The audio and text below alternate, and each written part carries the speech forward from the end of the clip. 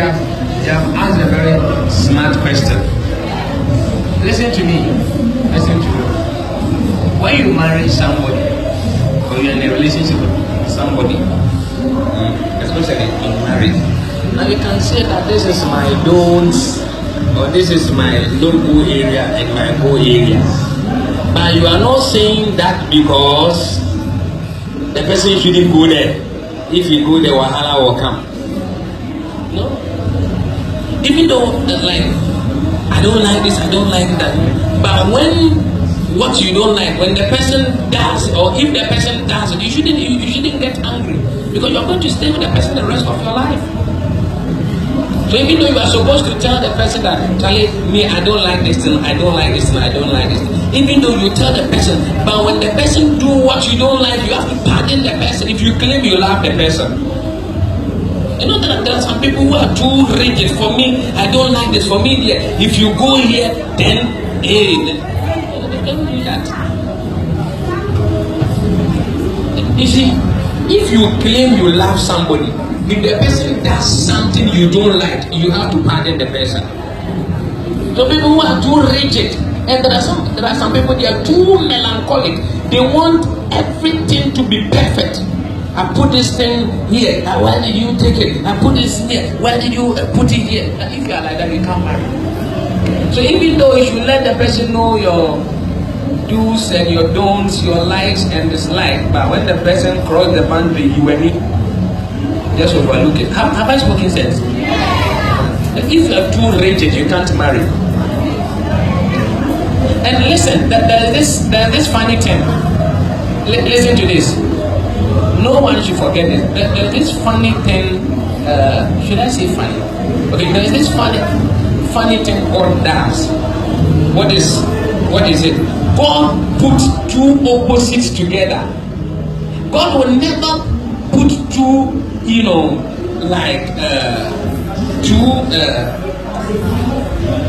likes. Like poles scientifically repair, and then unlike poles attract. Me like this, I am a typical melancholic. I am very quiet. I don't like talking. I'm very, very quiet, very calm, and very cool. I don't like when there are plenty people. When I go where there are plenty people, I feel nervous. I can't normally chat with people and all that because of my temperament. And my wife too. My wife is a sanguine. My wife can talk. And I'm attracted to that. That's how God makes it. Because if I also go and marry a calm and a quiet person, my house will be like a cemetery. If a sanguine marries a sanguine, your home is going to be like a football, a sports stadium. So majority of the time, you see, when two opposite temperaments come together, there's a book called Why You Act the Way You Do about the human temperament. When two opposite temperaments come together, you realize that your weakness will be the person's strength, and the person's strength will be your weakness. So you have to learn how to tolerate it. Amen. Another question. Okay. My name is Please, if you are writing your question, can you lift up your hand so that he can she takes it? Okay. My name is Michael. Okay. I'm from a place where marriage is forced on us. Okay. That is, if you are behind your family and you have a great that your parents go and tell their wife that you go and marry because you are under their grace. But I went right now. Okay. Here's the thing. I'm a Christian. I don't like the lady my parents give me what right. Okay, it's very simple. Now listen to me. Marriage should not be forced on you. Sisters, are you here? Sisters, are you here? Don't ever, sisters, listen. Don't ever marry somebody you don't admire or you are not attracted to, no matter what anyone will say.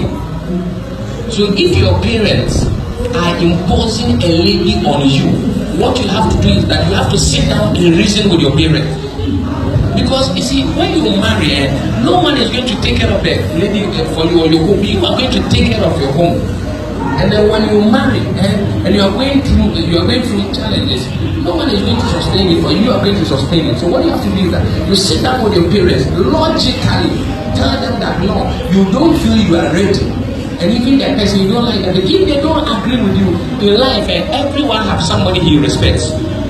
Go and get somebody your parents respect to talk to the person and to talk to your parents.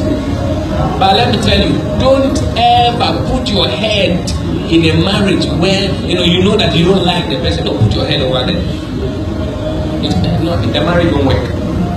It will be better not to marry at all than to marry and divorce. It's not a good thing. I don't know whether I've made myself clear. And listen, don't force yourself into marriage because you think you are aging. I help students a lot. One day you guys organized a program. When I came, one of the guys came to me and then he became my son. And when he came from things are very difficult, so I started helping him with his school fees. And this year I have to help him and all that. But things were rough for me because two of my banks closed and I have to help a lot of people. I was just sending the money to him in Beto. All of a sudden, he sent me a wedding invitation. I called him and said, "Are you serious?" He said, "Yes." Then I asked him, "How old are you?" He said, "I'm 32." And I said, the woman, what work is he doing? He said, "She's a seamstress." And I said, "Have you think about how you're going to take care of yourself, take care of the woman, and take care of the family?" And he said, "God will do it." I said, God has given us his head to take care. So don't think because you are aging 32. Me, I married at the age of 32 years because I had a lot of. I think most of the guys, 15 of them were staying with me in the same room at the Buapa. So even though I was aging, I have to take my time and fulfill my responsibilities. So you don't have to force yourself into marriage because you think you are aging. You enter into. You don't come to university because of your age. You come here because you are qualified. What qualifies you? You have gone through DHS and you have passed, gone through SHS and you have passed, and the school give you admission, not because of your age. So you don't marry because you are aging. You marry because you think you are ready and matured enough to marry. Okay, Papa, please, I want to.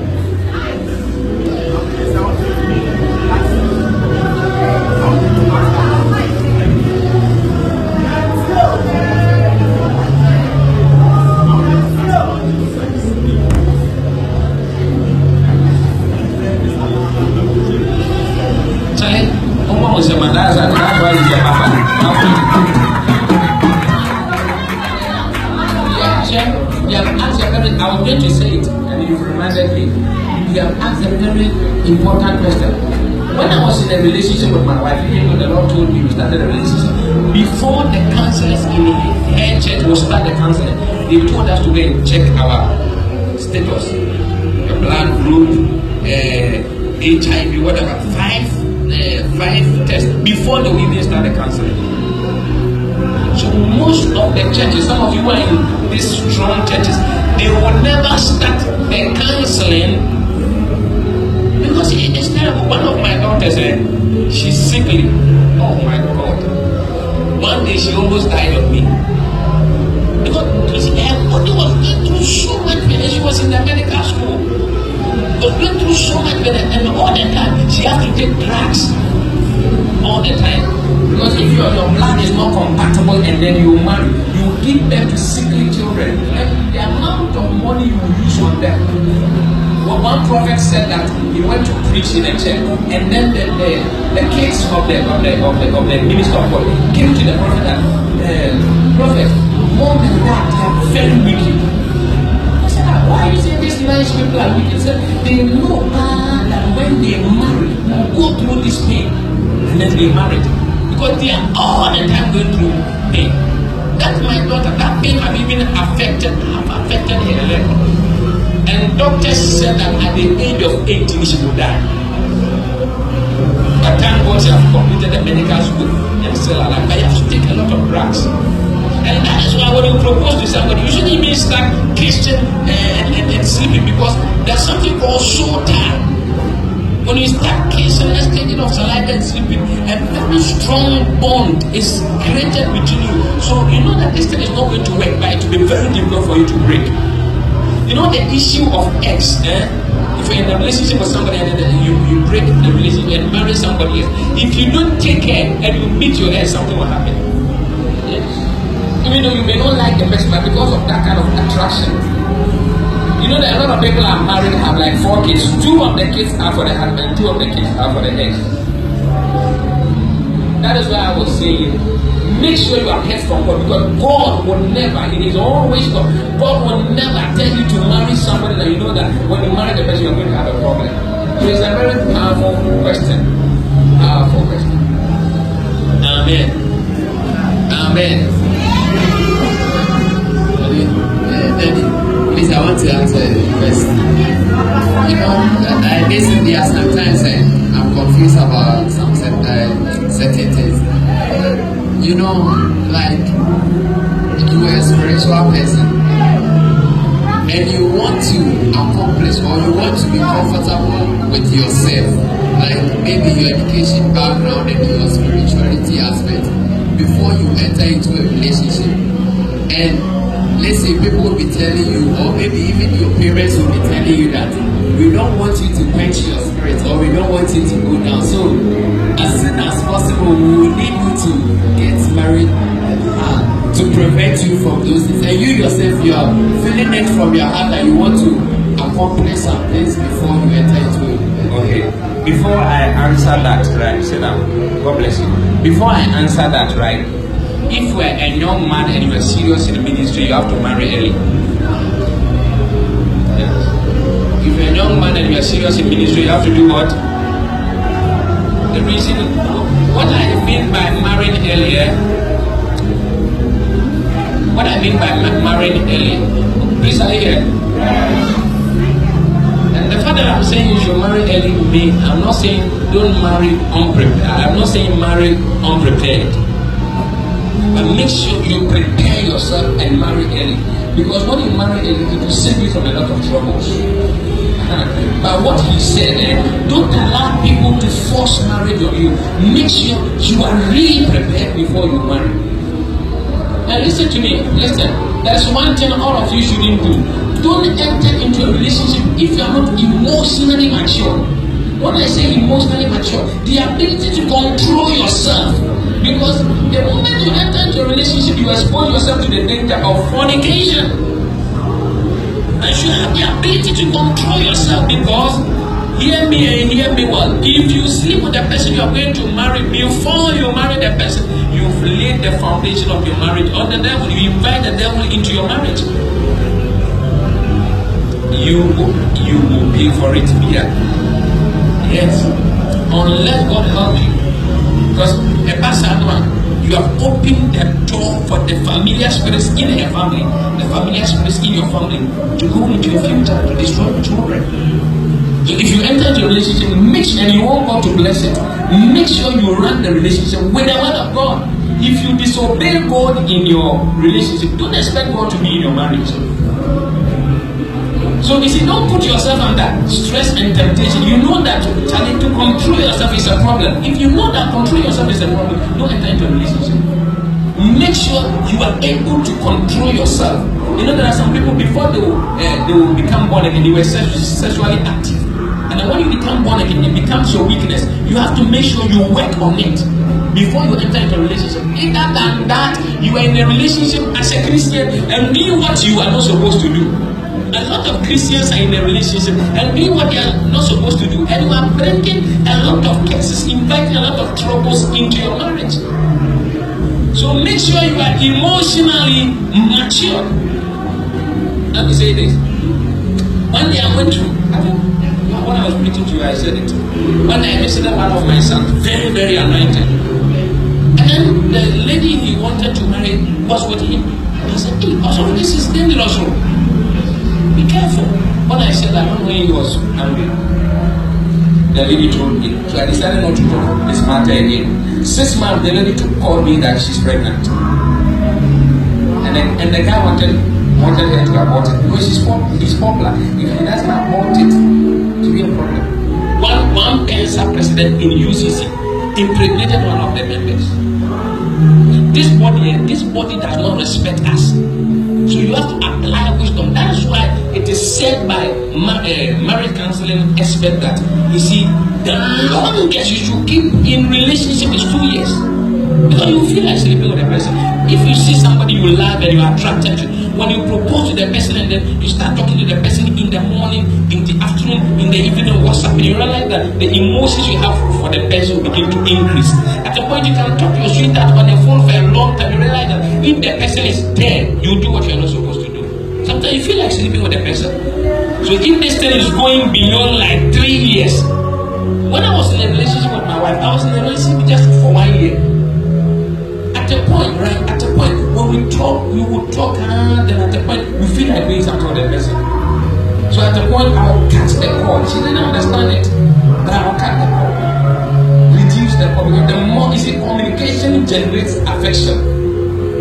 You know, there are a lot of Christians, some of them, they won't have intercourse, but we have what you call outer course.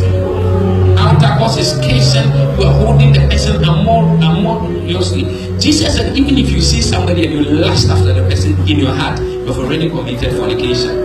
So it's a very good question. You make sure that you are matured enough. You have the ability to control your emotions before you enter into a relationship. If you don't have that ability, don't go there. You know that one guy, he was a man of God. For him, he hung himself. Yeah, because he slept with one of the members, and then the member became pregnant. He couldn't handle it and hang himself. Okay, another question.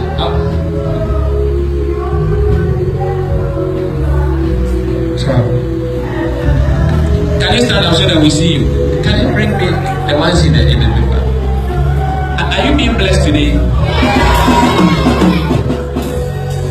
Pastor, please, I mostly hear people say that lack of communication leads to breakups in relationships. Yeah. So I want to know what is it about the role communication plays. Hey, communication is very powerful. And I have to know. The second one is like how guys if you are already good and you like the guy and propose. It's an abomination.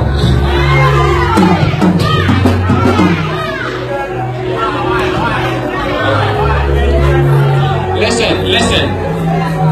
Sisters, listen. The way we think as black people, if you propose to a guy, the guy will take you for granted. Oh, great. What don't the way we think as black people, if you propose to a guy, the guy will take you for granted. Yeah. You don't have to propose to a guy. So if you see a guy, listen, sisters, listen to me. Listen. You have to really hold yourself in a high esteem. Seriously, carry yourself well. But marriage is a long journey. If you don't carry yourself well, men will take you for granted. So if you see somebody, listen, if you see somebody you think you like and you're attracted to the person, what are you supposed to do? Pray. The Holy Spirit convince you that this person is going to be my husband. You just have to get closer to the person, be friends with the person. If it's really the will of God for you to marry that person will tell you he will marry you. But don't diminish yourself by proposing to a guy. And then let me digress a little bit. Listen, let me digress a little bit. If you're a sister here and then a guy is so close to you and they're telling you I miss you and call you, I'm offended man, and I love you and all that, but the person have not proposed. If you realize that the thing is keeping too long, one day call the guy and sit him down and ask him that, my friend, we have been friends for a long time. What is your intention?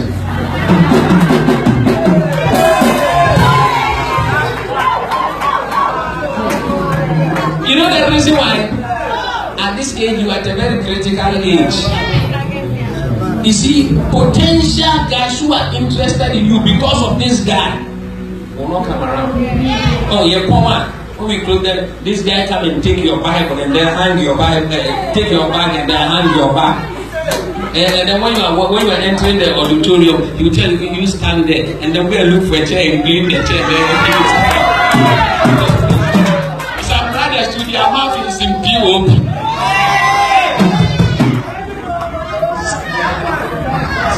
Some people would have told them this is their wife, but they are not able to propose.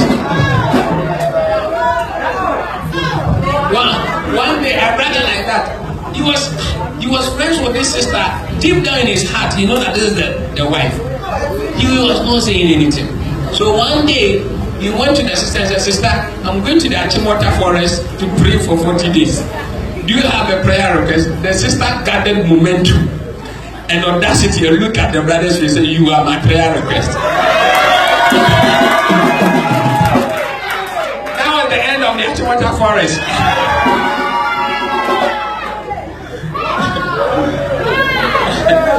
sister, communication, listen, yeah, that's a very powerful question. Communication is very, very important. Listen, women like talking. If you marry, first of all, you are married. If you marry and you don't chat with your wife, chat with the marriage will collapse. It's not like you are asking questions or you see, you are maybe saying something important, but you are just talking. You are chatting. If you don't do that, the marriage will break down. Especially, do you know that those of us who are popular preachers, do you know that there is a tendency for our marriage to collapse? Yes. Because me, look at my voice, I'm preaching every day. Most of the time I'm outside. And you make sure you have to have time. When I'm married, I married the first year. Now, the main moment I'm married here. Because the transition from the single life to married life is very, very difficult. I married and I was still acting like a single guy. For me, I am a bookworm and I pray a lot. So like I'm married, I'll go outside and preach. I'll come to the house like 1 a.m. sometimes like 2 a.m. Then I'll go and sleep at the hall and be praying. And most of the time my laptop is on my bed and I have books on my bed. And my mistake was the fact that because my wife was also a woman of God, I thought you would understand. But I realized that I was depriving her of her attention. You know that Bishop Noel Jones said, right? Married 3 times. And the marriage broke. Because he was preaching all over the place. Those of you who are anointed, prophetic, when you marry, you have to reduce the number of hours you pray. Have time for your wife. Have time. If you don't have time for your wife, talk to your wife, communicate with your wife, chat, WhatsApp. And sometimes you don't even feel like doing it because of familiarity. I have to do it. Make sure you do things together. It's difficult, but you do it. Make sure the two of you sit together. Just talk, normal talk. Laugh. Me sometimes when I go out and I see something funny, I'll just call my wife and tell her I've seen something funny here. You know, that kind of thing brings bonding. If you don't talk, you don't communicate, you realize that the bond between you will be breaking. Listen, if you are married and now at a point you feel like talking to somebody more than your spouse, your marriage are breaking. In the realms of the spirit, that kind of you are breaking the bond between the two of you, and the devil can enter there. So communication, and that is why listen to me. That is why you can't marry somebody you can't flow with. That's why it is said philosophically that marry your friend. Marrying your friend is somebody you flow with. And the two of you, when you say that you can chat and have a nice time. If you are not able to do that when you marry them, marriage is going to collapse. So powerful. Communication is very, very important. Okay. Now I'll take the last 2 questions. Thank you very much. Please, my question is, what is marriage? Okay. That's the only question.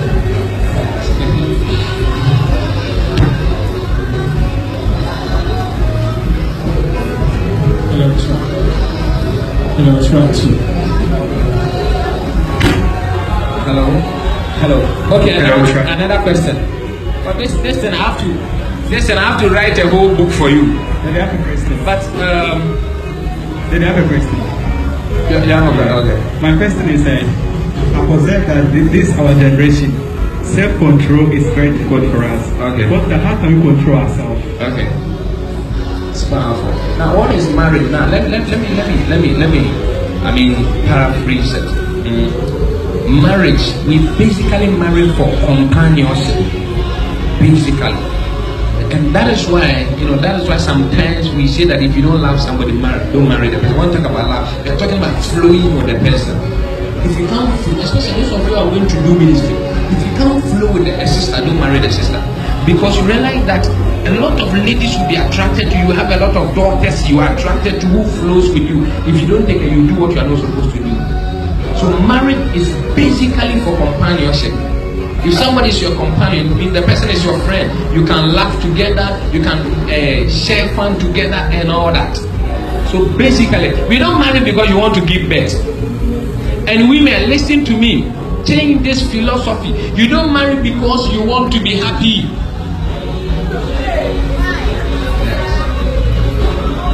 You see, women, if you don't take this thing away from your head, you will not do well in marriage. You see, don't marry somebody because you were expecting the person to make you happy. When you marry, marriage is a mutual thing. The two of you have to contribute to the happiness of the marriage. You know that when you're in a relationship with a lady, the lady always expects you to call. Don't have to do that. If that guy calls in the morning, call in the afternoon. If he calls in the night, call in the morning. Because it's a relationship. You be a Valentine, you want the guy to take you out. Why don't you also go and take the guy out? You see you. Ladies said during Valentine, if the guy does not call them like 12 a.m. He's waiting. Okay, in the morning, 12 p.m. In the evening. The next morning when he call, so sister, marriage is for companionship, basically. Sisters, in relationship and in marriage, if you want to be happy, don't be at the receiving end. Always, you have to find a way to contribute. Amen. And he was talking about self-control. You see, if you want to control yourself, right, control your eyes and your ears. Stop watching Ghanaian movies and Nigerian movies. Stop watching them. You know the reason why? Watch Ghanaian movies and Nigerian movies that have good content. Me, I don't watch movies where there's this girl, Yvonne Nelson, Nadia Buhari, Jackie Appiah. I don't want to go there because most of them have no moral conscience. In those days when we were young, when I was young in the 80s, when a woman and a man enters a room, what do? They will take the scene away. But now most of our movies look like pornographies. Most of the ladies can wear their bikinis in the movies. So you know that most of our movies now are romantic movies. So the more you watch them, you know your mind is a recorder. Yes, it affects the way you feel, your sexuality. So if you want to control yourself, control your eyes. And most of the songs you listen to, Stone Boy, Shatawale, please, if you are here and you have unbelieving songs on your phone, delete it. Celine Dion, Beyonce, and you will contract the spirit of lust. Amen. So one of the ways you can control yourself is to control your eyes and control your ears. Okay? And then the last way, which is powerful. Now, I told you that I married at the age of 32. What helped me, right, is that when I see a lady I'm attracted to, the lady will not be my friend. What do I mean? You know that it is said that we have what you call love at first sight. Love at first sight. There are some people, when you see them, you realize that there is an attraction between the two of you. What I mean by the Lord be my friend is that when I see them, oh, hello, hi, how are you doing? Then I go my way. But to be really close to them, it will increase the way you feel for them. And if you don't take it, you will do what you are not supposed to do. If you want to control yourself, you must have boundaries around you. Some of you can go and visit a sister in a hostel around 9 p.m. Please. You see, you shouldn't visit someone, the opposite sex, when you know you can't return. You will have a problem. Even if you are in a relationship with somebody, the two of you should not be in a room alone when no one will see you. What at all are you talking about? what you want to talk about, go to the botanical gardens and go and talk about it. Afterwards, you pray. Amen. Okay, I'm reading this too. Okay, I'll take the last question then I'm done. Okay. Have you been blessed? When we close, maybe we'll keep our time, so I will do one-on-one counseling. But when we close, I will sit down, just come, we'll talk. Please, you said if you are a lady in a always be at the receiving end. That's right. What I have this partner is rather always at the receiving end, and he doesn't feel bad about it. He actually feels good, like he takes from the lady, and there's nothing wrong about it. What about that one? To be honest, no mature man will do that. No mature. You see, if the person does that, in a sense, the person is behaving like a small boy. When you're in a relationship, at a point you may be in a need where the person can help you. But then if it's like always the person is taking from you, always, oh no, it's not a good thing. If you're a man like that or you're a sister like that, you need to advise yourself. Sisters, look at me. I want to tell you something. You people, deep down within you, if you know you won't marry somebody, don't take the person's money. Sure. God will punish you for that.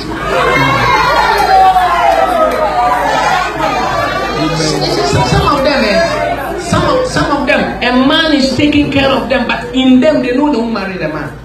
You know you are bringing a curse on yourself because the money is his sweat, his blood on your head. Okay.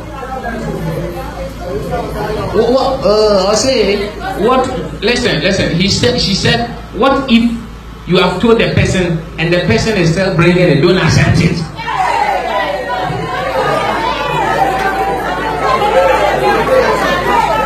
Mobile money, return it. She had reminded me of this. I let a brother met your sister. I said, sister, I like you. Can I get your number? I said, no, I don't have a mobile number. I said, are you on Facebook? He said, no. Are you on Instagram? He said, no. Are you on Twitter? No. What are you on? I'm on mobile money. Okay.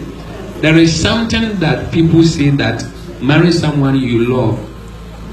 Someone who loves you and not someone you love. Is that always true? Okay, the point is that it has to be mutual, right? You can't marry someone who does not love you. So brothers, don't force love out of the heart of any woman. No, don't make that mistake. Don't make that mistake. If you love a sister and you think that when you marry the sister it will help you, be yourself. Don't do anything to impress any woman. Don't do that. Be yourself. Don't say anything to impress the person. Just be yourself. Be a man. Whatever you are supposed to do, just don't lie to the person. Don't impress the person. Always say the truth. If the person is a genuine, mature person and see you that somebody she can spend the rest of her life with, he will marry you. What about you lie and impress the person and then the person give in to you and then all the things you said is not there? The marriage will not work. So be yourself. Don't impress anybody. Be yourself. Relax. If you went to Isansi Bontefu Secondary School, don't tell them you went to UAS or you went to primary. Ufri village be there. Catch it and say Ufri village be. And man say, from that school you were able to come to the university. It means you were a general. Turn to your brother and tell my brother. Tell him my brother. My brother. Relax.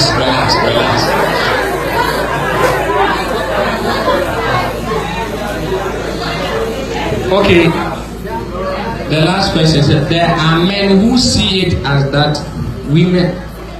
There are men who see it as that women are not supposed to ask for financial assistance at all from them during relationship. I want to know if it is right perception or not. I ask this because they feel such ladies are not the best. Okay, now the point in the matter is that when you are in a relationship, it's not marriage. So the person is not supposed to take care of you. The person is supposed to help you, not to take care of you. Now listen, if you are in a, not even in a relationship, if someone is your friend and you realize that the person is in need, if you have, what should you do? But sisters, don't demand. Don't demand from the person. Majority of the time, if you always demand from somebody, the person will take you for granted. Hallelujah. I want us to pray.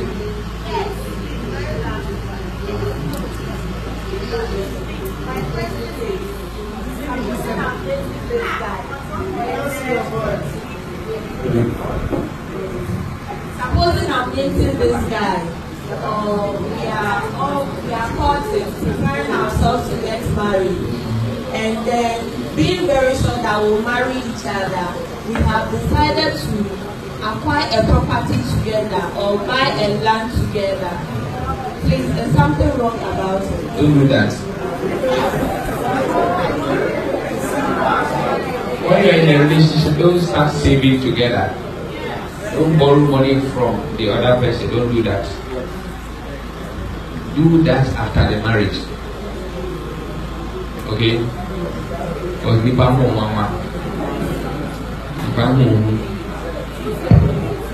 okay? And okay. I think as a memoir. Okay. I want us to pray, but I want to help you. I think most of you here are charismatics, right? You have to be very careful not to marry Muslim, Sanogo area, and somebody in Adventist SDA.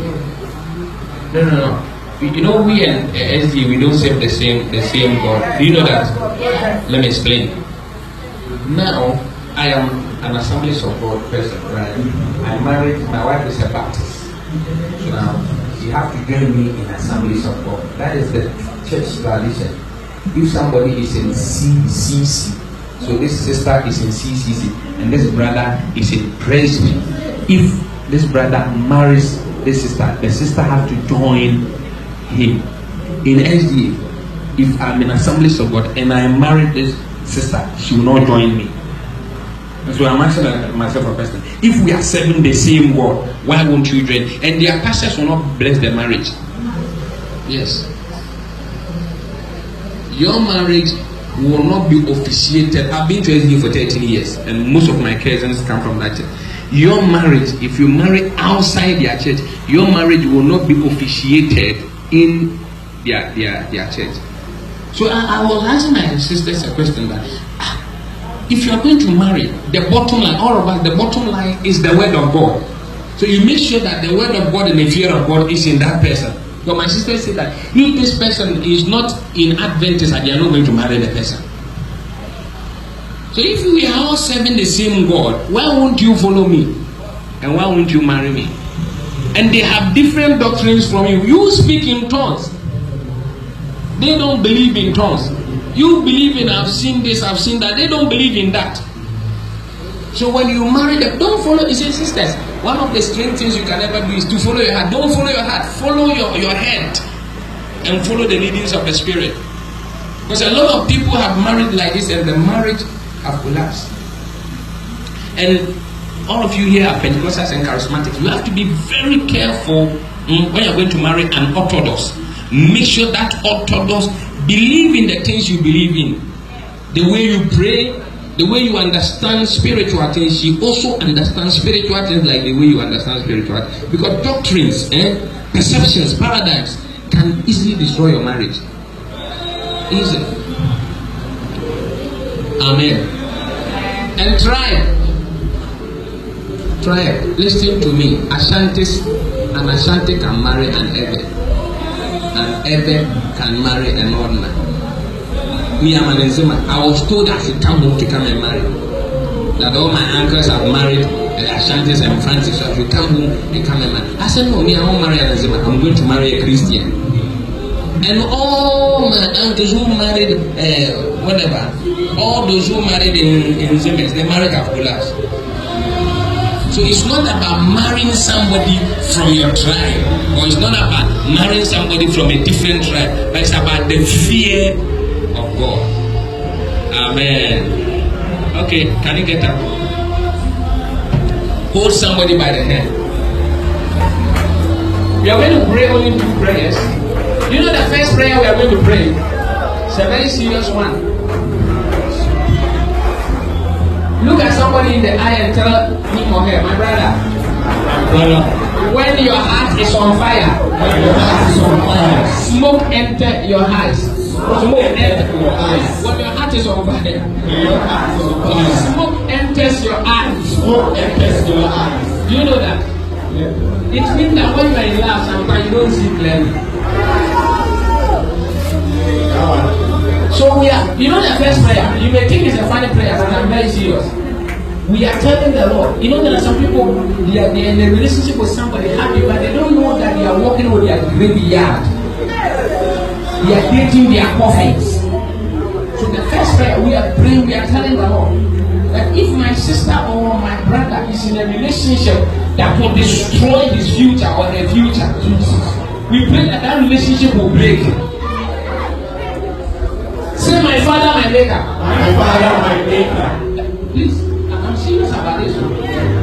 Say, my father, my maker. My father, my maker. As we pray, oh Lord. As we pray, oh Lord. If my sister or my brother is in the wrong relationship, oh Lord, help her out. In the name of Jesus. In the name of Jesus. Open your mouth and let the prayer. Open your mouth and let the prayer. Help her out. Help her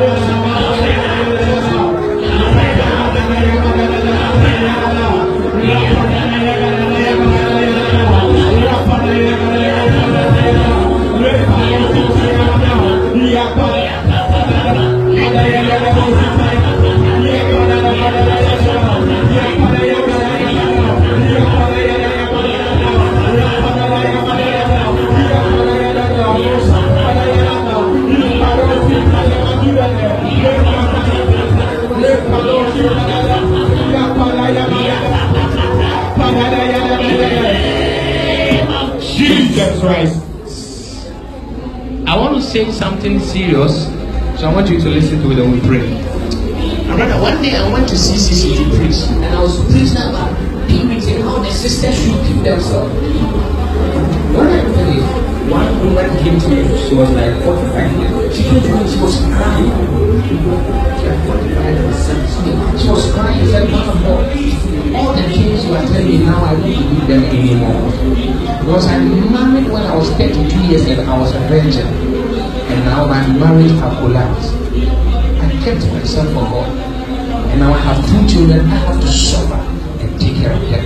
So while she was lamenting and then talking, the Lord asked me to ask her a question. I didn't ask her because it was too late to ask her. The Lord asked me that I should ask her when she's believing in him. I should ask her when she was going to marry, did she listen to him? But the guy came from London, proposed to him. And the Christian didn't take her time to pray.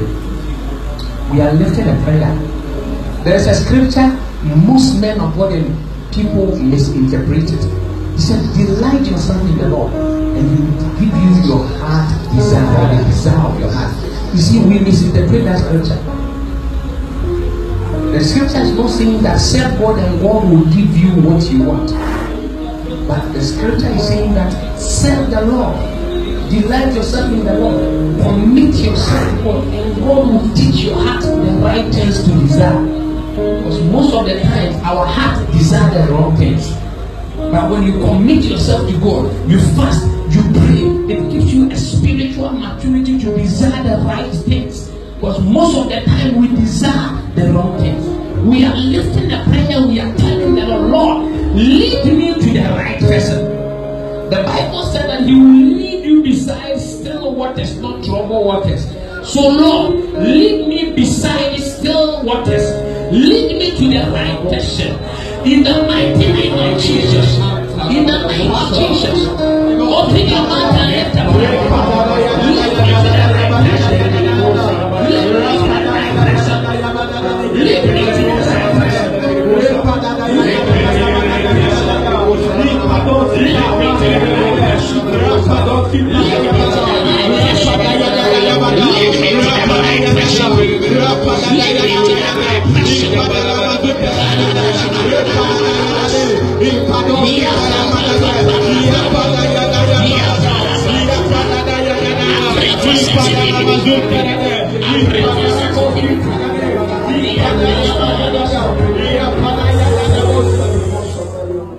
Open your eyes. When I was very young, some years ago, we went for a CA program, and one man of God was speaking. He said something that there was a sister in a different branch, and the sister was a very good singer.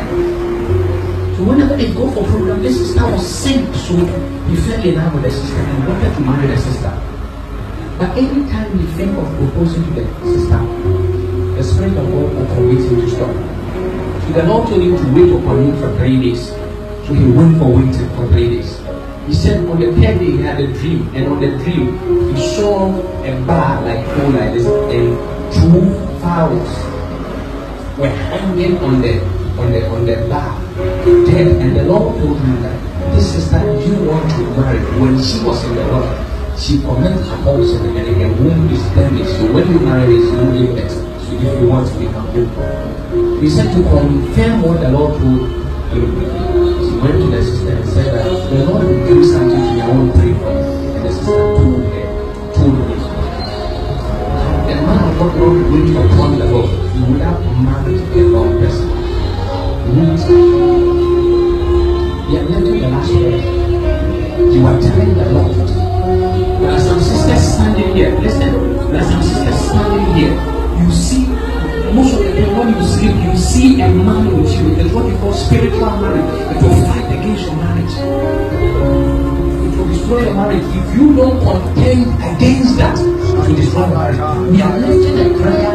Man of God, I was listening to Archbishop Dr. Williams saying, then he said something. You know that Archbishop is a good man. I look at the way we are treating him. He said that one day one of his prophet friends by the name Mark McGrath, he said, Nick, I have a dream. And in the dream I saw you wrestling with the beast. But no matter how skillful you were, you couldn't overcome the beast. The beast overcame you. And the Lord told me that there is a beast in your family that destroys marriages. So you need to overcome the beast. Because if you are not able to overcome it, it will destroy your marriage and destroy your children. And he said, it's not even about you and your wife, it's about you, your children in their future. That bishop said that he tried and tried, but the marriage collapsed. Then he said that he had 56 brothers and sisters, and all of them they married guys in the marriage break. He said that he had 56 brothers and sisters on the father's side, and then 6 on the mother's side, and all of them they will marry and divorce, marry and divorce. There is a spirit of divorce in his family. That's why he preached the patterns of the bloodline. The patterns of the bloodline. We are lifting a prayer unto the Lord that anything in our family that contend against marriages, maybe your father and your mother have divorced, maybe people in your family are not able to marry. We are praying and telling the Lord any demonic foundations in our families, we break that foundations. You will not marry and divorce. I will marry and marry forever. Say this after me, my father, my maker. Any foundation in my family that destroys marriages, in the mighty name of Jesus, I break that foundation. I break that foundation in the name of Jesus. Open your mouth and let the prayer. Open your mouth and let the prayer. I break that foundation. I break that foundation. I break that foundation. I break that foundation. I break that foundation.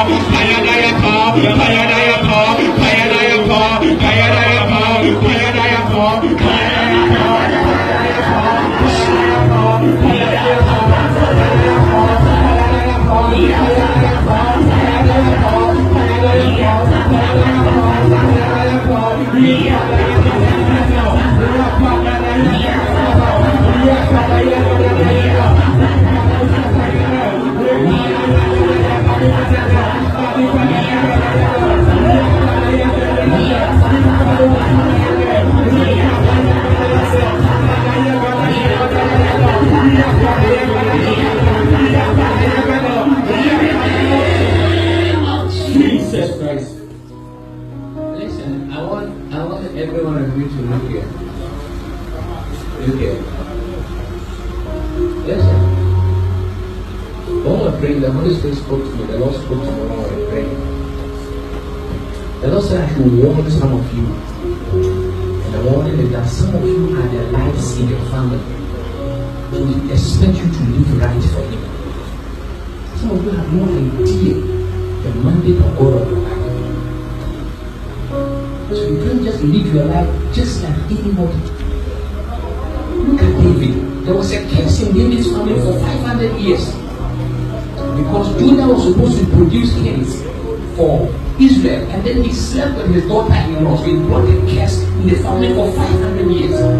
And then the Lord, after 500 years, the Lord picked David and put him on the throne. And instead of David realizing that he's the life of the family, the Bible says one day he saw somebody's wife pregnant and slept with the person.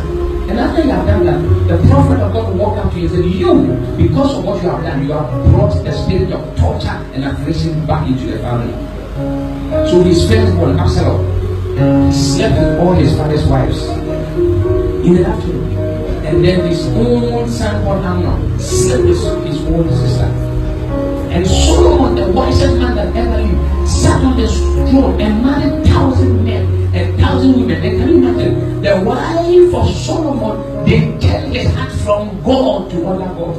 And Solomon died in a shrine. Who opened that gate? The one who was their hope, or the one who opened that gate. There are some of you who are the hope of your family. So the Lord is telling me He's demanding holiness from you. You can't just do this anyway, anyhow in a relationship. So we are lifting the last prayer before I pray for you. We are telling the Lord that, Lord, don't let me use my body to please my partner, but my body is going to please you. I told my wife when we were in a relationship, I told her that, see that the first time you sleep with me, you attempt to do something, that will be the last time of the relationship. Because I know where I come from. I know that my family is difficult. And I'm the only one who is a gladiator and a warrior in the family. I can't afford to disappoint my family. Some of you, God is demanding something from you. So we are lifting a prayer. And we are telling the Lord, help me not to disgrace my family. Help me not to disappoint my family. I am your warrior in the family. I am your gladiator in the family. I am your hope in the family. From today on, Lord, help me to live for you. Help me to live for you. Help me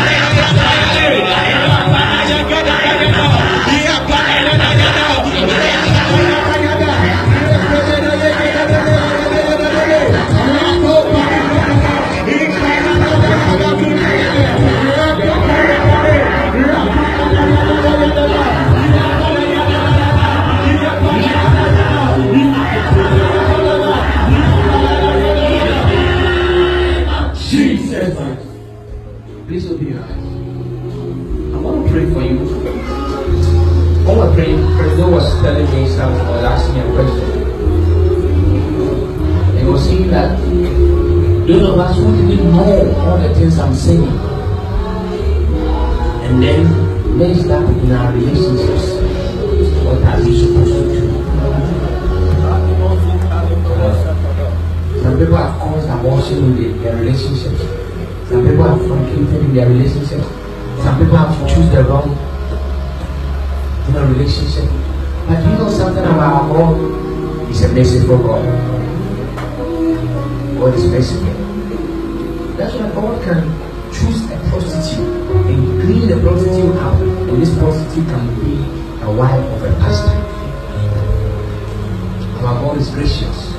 So what you have to do is to make sure now you start living right for God. Yes. Take a bold step. There are some of the ladies God is speaking to you that you were so much on fire that your relationship have now destroyed your spiritual life. But some of the things you never used to do, you are not doing it. Well, one of my daughters, a virgin, I saw her when he was at the 100 school. I went to preach in their church, and she came to serve me. The Lord opened my eyes and was in a very big platform. A lot of women were celebrating, and I said, "Come." I said, "You're going to play great years, so take care of yourself." She compared to when came to years, had the opportunity to get into business administration. Now she's doing a master's working in a very big company. When he was at the university, he was in a relationship, and this guy wanted to do something on her. What is it? I said, "No, we can't do those things." You know what the guy said? He said, "But even the council executives are doing it." And he said, "No." He said, "I am a daughter of God." Then the guy said that that's the end of the relationship. So when I went, he told the daddy, I broke the relationship for the guy wanted to do. Then I said, I said, "Shake me, you still want to do your life." So the Lord is telling me there are some of you sisters, some of the relationship you are in, you don't need it. It will be better to lose a man than to lose God. I'd rather lose a man than to lose my neighbor. I'd rather lose a man than to lose God. Oh my God. I didn't come here today to do ministration. But the Lord is telling me there are some of you here. His favor is on your life. His greatness is on your life. He will bless you. Some of you, he said you are born into difficult families. Things are not going well, but he will shock you one day. You are going to be a blessing to the family. The hand of God will come upon you. The Lord will elevate you and use you to blow the mind of people. You are going through pain, financial crisis, financial hardship, academic hardship. Sometimes you feel like giving up on your life and giving up on your education. But the Lord said He is your shield and your banner. There are great men and great women here under the shadow of God, and the hand of God is falling upon them. Father, let your unction of preservation, the unction of greatness be released upon your sons and upon your daughters. By the count of 8, the hand of God is coming upon some brothers and coming upon some sisters. The Lord said He to break barriers in their families. He's using them as stars in their families. One, receive it now. Two, receive it now. Three, receive it now. Four, receive it now. Five, receive it. Six, receive it. Seven, receive it. Eight, receive it. In the name of Jesus, hold them. Hold them. There are some sisters here. The hand of God is upon them. There are some brothers here. The power of God is upon them. You will not be a useless person. You will be a great person. The oil of greatness. Oil of greatness. Oil of greatness. Oil of greatness. It's upon your life. It's upon your life. It's upon your life. Oil of greatness. In the name of Jesus. In the name of Jesus. In the name of Jesus. In the name of Jesus. In the name of Jesus. The Lord is telling me that some of you see yourself as ordinary people, but you are not ordinary. Because there is a hand upon you. There is a motion upon you. There is a favor upon you. The extra God is upon you ordinary. Father, by the count of 11, all you say that we are not ordinary. Your hand is upon us. Your favor is upon us. Let the Holy Spirit cast them down. Lord, the Holy Spirit come here. The Holy Spirit come here. 4 times, 5 times, 6 times, 7 times, 8 times, 9 times, 10 times, 11 times.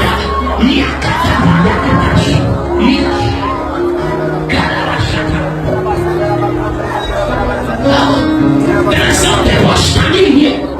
The Lord said He will elevate you and use you to bless your family. And these people, a hand is coming upon them. He said He will elevate you and use you to bless your family. These people, a great hand is coming upon them. They can never stand where they are. By the count of 7, one in the ship, the Holy Spirit is making you up. You will be a blessing. Two, receive it now. 3, receive it now. 4, receive it now. 5, receive it now. 6, receive it now. 7, receive it now. In the name of Jesus.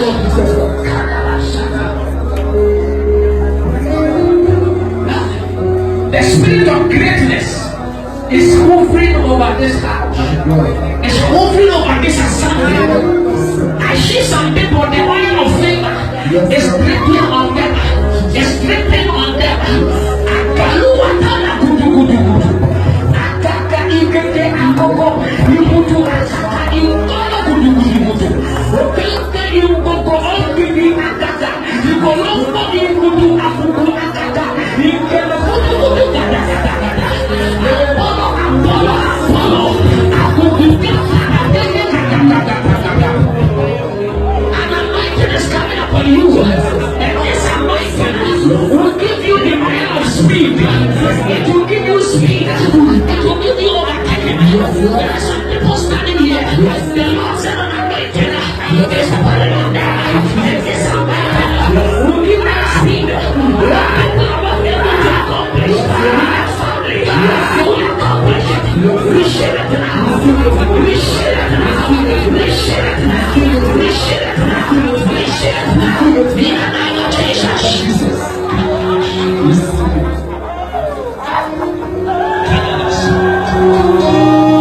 I want this place to be very silent like a cemetery. In the next 2 minutes, I'll be done with you. Whilst I was standing here, the Lord told me that there are some of you who come from families that things are difficult. Things are not well. But these people, He's picking them up. And like He picked David up and blessed him, like He picked Joseph, that oil is going to come upon some of these people. Jesus. And number 2, the Lord said the spirit of greatness is falling on this assembly. Some of you, an overtaking anointing will come upon your life. Jesus. Some of you, when you study, it's very difficult for you to understand. But the Lord said that anointing is coming upon you. Jesus. Your mind will open. Yes, Lord. You begin to strangely understand things deeply. Father, by the count of 9, yes, whoever you say you will use, Jesus, to bless her family or his family, yes, whoever you want to anoint, Jesus, with the oil of favor, as they are standing there, yes, let the supernatural unction come upon them. Yes, some of them they can't stand there because I'm overtaking oil over them. One receive it, a strong and a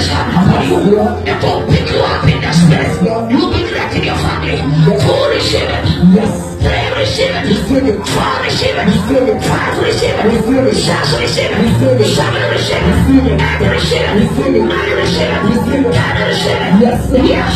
Yes. Yes. Yes. Yes.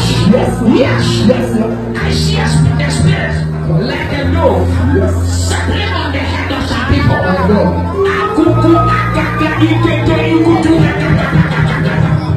I see the spirit of God as a dove settling on the head of some people. And then saying the Lord, I'm pouring the oil of greatness on them. In the name of Jesus, receive it now. Receive it now. Receive it now. Atunga bakadas. Agra intoto. Ekoko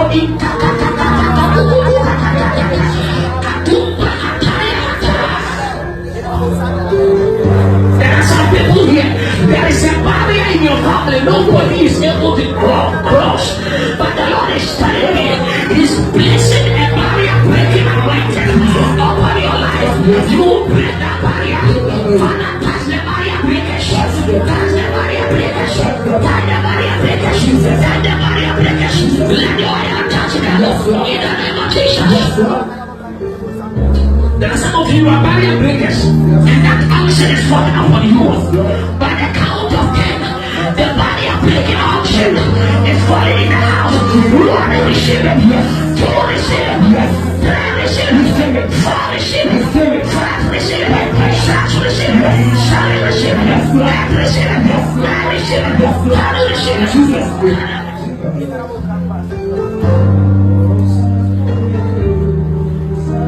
Okay, if you hold somebody's hand, just give them and put the hand on your forehead, the right hand. The Lord is saying, some of you, He's making you generous in your heart, and He will use you to carry the family spiritual. Some of you are going to be the commandos in your family. You are going to be the apostle for your family. Through you, God will access the family. And these people, I see a great hand upon them, and this hand will impart into them the spirit of prayer, fasting and supplication. Some of them, their eyes will open in the spirit. Holy Spirit, let the mantle of prayer, the mantle of the gladiators, the mantle of the warriors, the mantle of the commandos, let it come upon them. The mantle of the special forces of heaven, let it come upon them. Yes, yes. The fire is coming by the count of 8. 1 fire.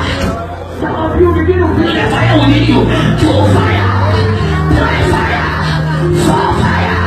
5 fire. 6 fire. 7 fire. 8 fire. 9 fire. 10 fire. In the name of Jesus.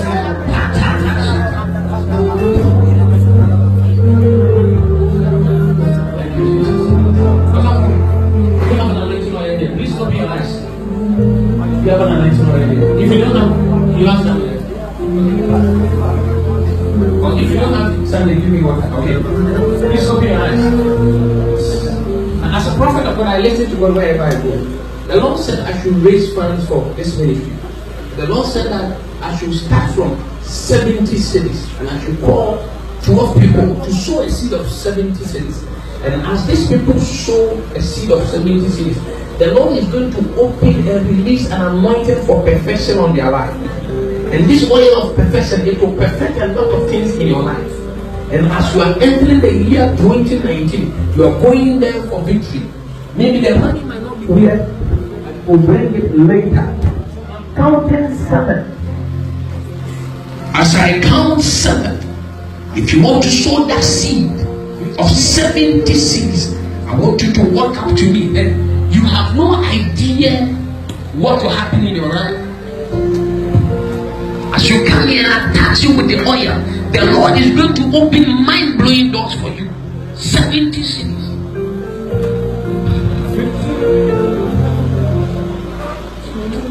You I don't know. Somebody is standing. Somebody is standing behind her. And this one is the person is saying. The person said, no matter how she tries, she will never let her go forward in life. She contend against her destiny and her greatness. But you see, we'll be feared and yet yes. If you come from a difficult and a strong home, it's not stronger than God. Please stretch forth your hands on her. Say, my Father, my Maker. No, pour oil on her head. Say, my Father, my Maker. Anybody that have been contracted to contend against the destiny of our sister, in the name of Jesus, as we call fire 7 times, as we call fire 7 times, let the fire of God consume you. 1 fire, 2 fire, 3 fire, 4 fire, 5 fire, 6 fire, 7 fire, 8 fire, 9 fire, 10 fire. Yes, yes. Calabash fire, calabash fire, fire, fire.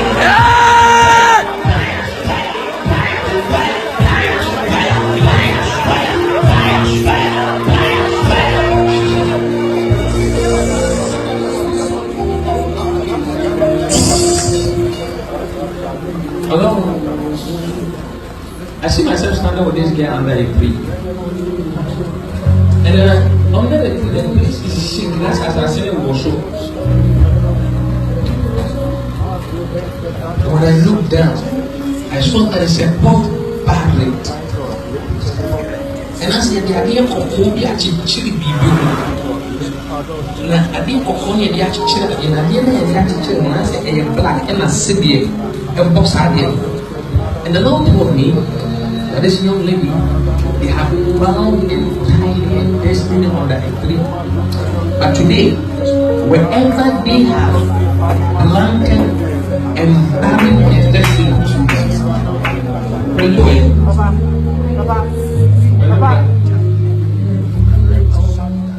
she's your daughter.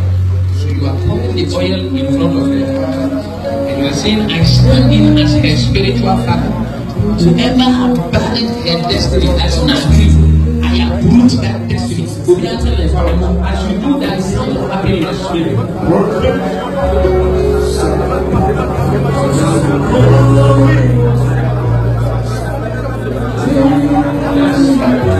Yes. Yes.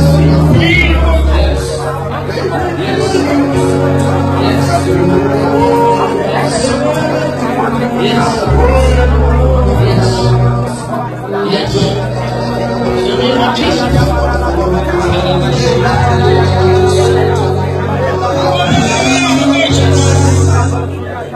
You will say,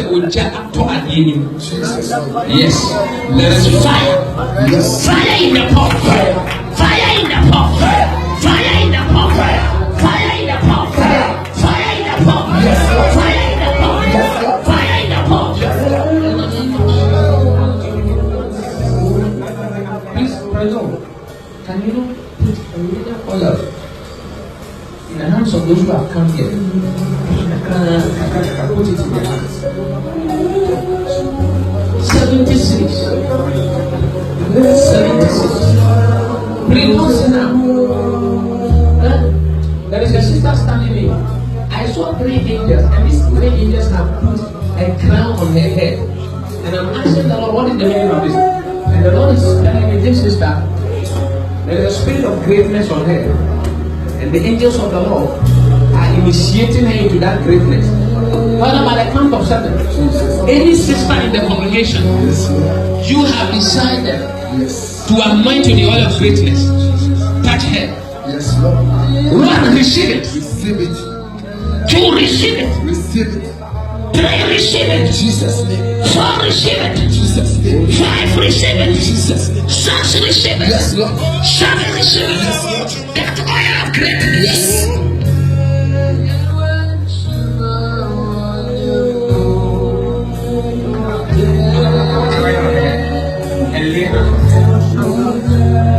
Put your hand on your forehead. Say, Lord Jesus. Lord Jesus. Let the oil of greatness, of perfection, come upon me now. Come upon me.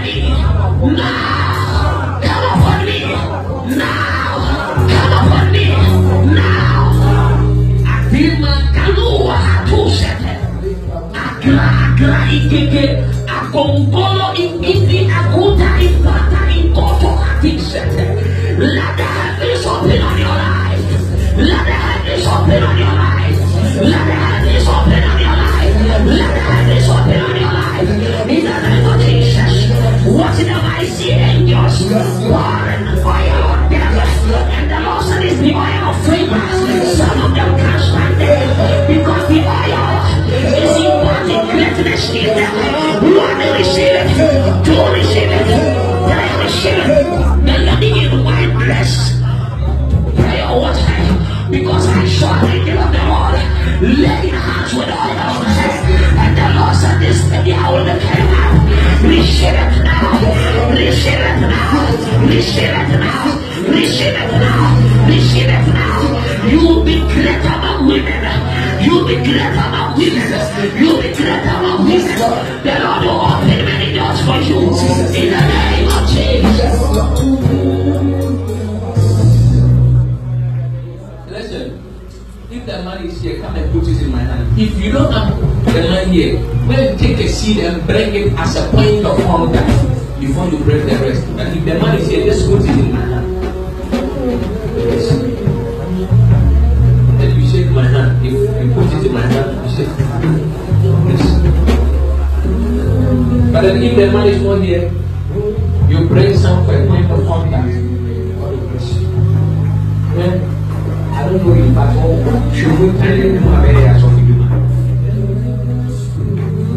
What did I say? I don't know him, but tonight I saw him when he came to send me, it was like I was like shocked, and that is the same thing that he was doing when I saw him. I don't know him anywhere. Yes, I don't know where you're talking about. But then put you what did I say? Please bring this guy to church and help him. Because this guy, if he doesn't do the work of God, this will be no for him. Like Juma of the year, put it on push. But the Juma of the year in America. So decide to walk with your papa and the men of God. And then walk. Body on your head. Sister like that.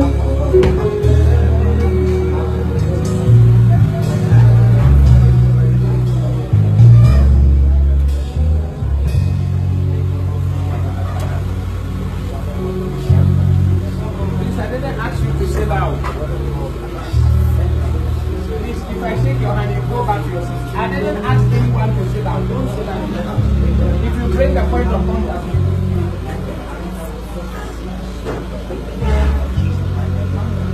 please listen. Listen. You are here. You want to sow a seed of 50. Walk up to me. You want to sow a seed of 50. Walk up to me here. You want to sow a seed of 50 seeds. Walk up to me. And these people, I'm going to pray for them. And the Lord said, a strange door is going to open for them. Especially those of you who sense, you sense in your heart that you're going to travel outside the country. Or somebody have told you that you will not live your life in this country. The Lord said I should call these people.